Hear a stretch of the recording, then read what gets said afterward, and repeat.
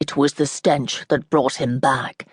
He opened his eyes and gazed up at the starlit sky, unaware that the stench filling his nostrils and seeping into his lungs was of human suffering, human blood, and human death. He heard a low moan, but it didn't quite touch him. It was odd, that was all. It took him longer to realize, but he couldn't move. He didn't know why he couldn't move, but there it was. What was wrong with him? What had happened? It occurred to him that he was dead. No, not dead, he thought, but perhaps near death. He began to remember the battle in all its detail, as was his habit, just as he had never forgotten the screaming death of Sergeant Halsifer at Messina in 1810, nor the memory of how Private Oliver from Sutton-on-Tyne, a young man of vast good humour and excellent marksmanship, had bled to death. He closed his mind to it. Later, he thought, if he were blessed with a later, he would remember. He wondered vaguely if Wellington had won the battle. It was doubtful, for if Wellington hadn't managed to bring up the heavy guns, well, there would have been no surrender, and the French would have escaped from the city and been halfway to Paris by now. What the devil had happened? He tried again to move his legs, then realized with a start that a dead horse was pinning him down. He wondered if he had been wounded, but he could feel nothing. His body seemed separate from his mind. Had he been left for dead? No, that wasn't likely. Where were his men? Please, God, not dead, please. He knew a moment of panic, then forced himself to breathe deeply to control his fear. It was then that he felt the whisper of pain in his side. He concentrated on that pain. Then he turned his mind inward. He would simply have to wait until Joshua came for him, and Joshua would come. He focused his mind back in time, back to a beautiful spring day in Sussex. He dwelt on her. His memories were still vivid, not vague and blurred with time, which usually happened. No, he could see her smiling face clearly, see the rich gleam of her hair in the brilliant sunlight.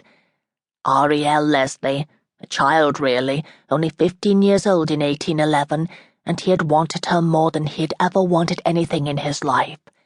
He could still hear her laugh, high and pure, not some sort of romantic angel's laugh, but a young girl's healthy pleasure.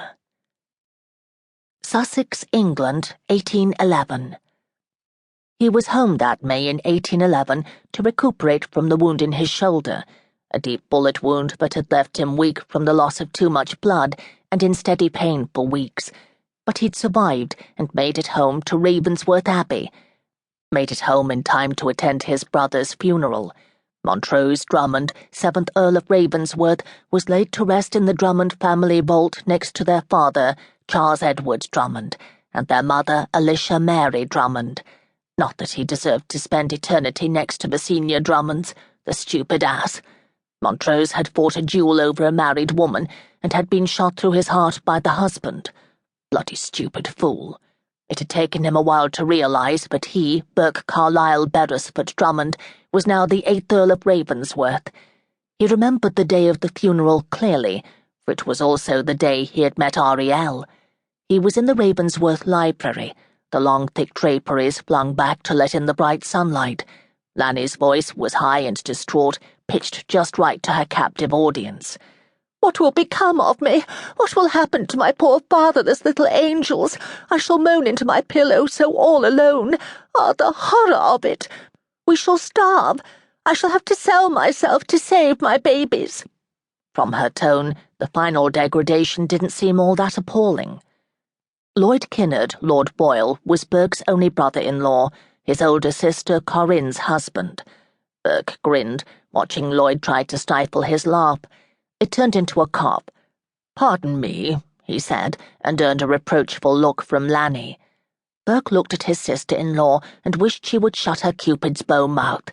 Her complaints were now repetitive, her creativity long used up. Sell herself.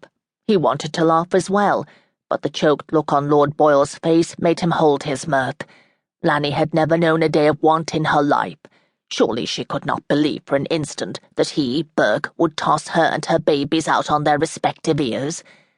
No one said anything, but Lady Boyle gave Lanny a look that would have crushed her flat.